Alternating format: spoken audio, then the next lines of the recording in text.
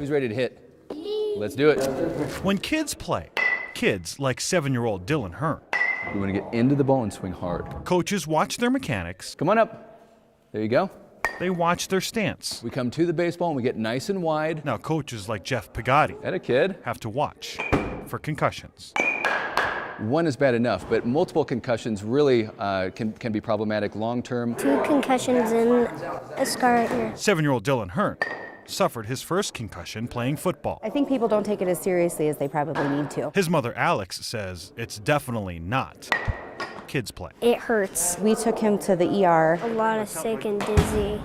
Sometimes you have blackouts. Can't really watch TV, they can't play video games, they can't read, they can't do homework. Then you can't play baseball. Keep moving those feet right to the ball. But in the old days, Pagatti says concussion was rarely part of the discussion when a kid got hurt.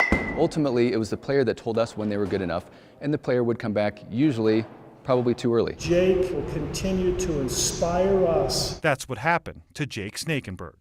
That's why there's a law named after the high school football player who died in 2004. We just want to rotate, keep our feet there. There you go. The law requires all coaches to undergo concussion training.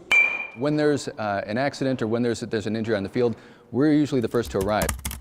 An online program was recently developed to make sure it's accessible to everyone. Well, anyone that has kids know that kids hit their heads all the time, they get hurt all the time, but there are certain things you have to look for. What we're looking for are things like confusion. We're looking for things like headaches, dizziness, nausea, the inability to focus. If they look harder, then they can see it and make sure you're okay. There you go. So when 7-year-old Dylan Hearn plays, We don't just coach, we actually teach life lessons. he can be safe. If these kids understand what kind of symptoms to look for themselves, that promotes more health and safety across the board. Having the coaches having to do that will also help inform the parents as well.